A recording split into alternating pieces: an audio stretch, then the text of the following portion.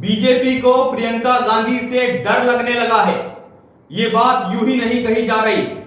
प्रियंका गांधी के ऊपर मध्य प्रदेश में एक साथ 41 एफआईआर दर्ज करा दी गई है और बताया गया है कि प्रियंका गांधी बीजेपी सरकार के खिलाफ दुष्प्रचार कर रही है। अब समझने वाली बात यह है कि प्रियंका गांधी दुष्प्रचार कर रही है इसलिए एक साथ इतनी सारी एफआईआर दर्ज करा दी है, या फिर वजह यह है कि प्रियंका गांधी ने हिमाचल में बीजेपी को धूल चटा दी थी और इसके साथ साथ प्रियंका गांधी ने कर्नाटक के अंदर, जहां पर प्रधानमंत्री मोदी ने बजरंगबली समेत तमाम धार्मिक मुद्दों को उछाल दिया था, उसके बावजूद प्रियंका गांधी ने कर्नाटक में भी बीजेपी को धूल चटा दी।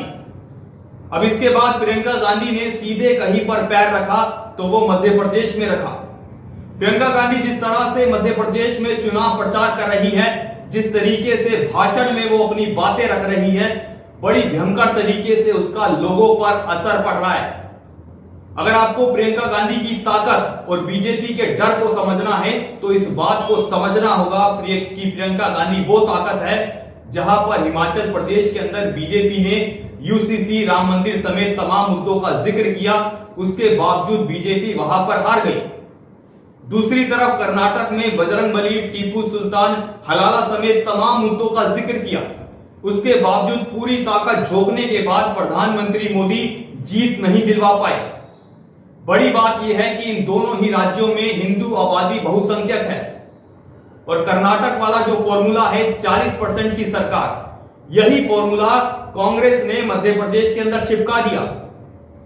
कांग्रेस ने कहा कि 50% लाओ, फोन पे काम करवाओ।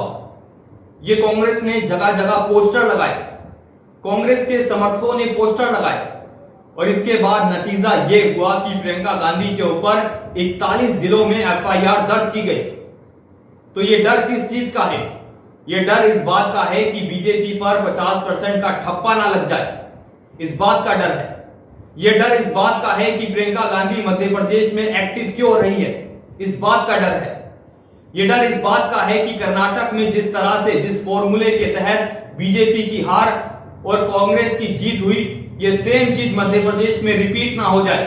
ये डर इस बात का है कि कर्नाटक में जिस तरह से सरकार को तोड़ करके बीजेपी ने सरकार बनाई थी और जितने लोगों ने वहां पर सरकार को गिराने में भूमिका अदा की थी, वो तमाम विधायक कर्नाटक में चुनाव हार गए।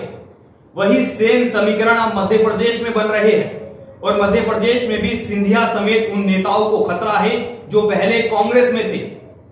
अब प्रियंका गांधी पर जिस तरह से एफआईआर हुई है, जिस ट्वीट के बाद उन पर एफआईआर हुई है, वो ट्वीट भी आपको दिखाते हैं।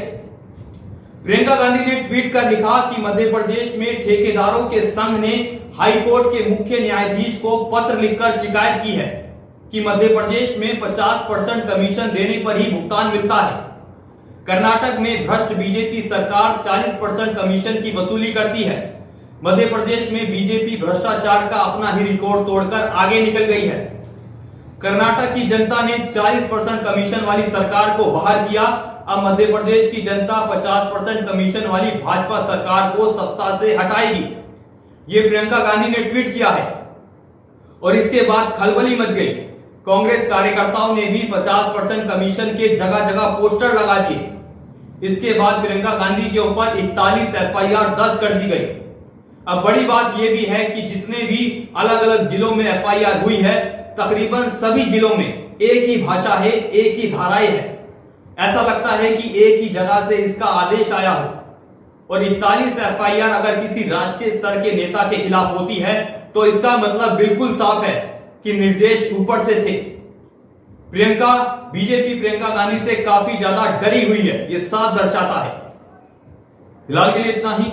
ऐसी तमाम अपडेट्स के लिए देखते रहे न्यूज ब्रॉडकास्ट 24। नमस्कार।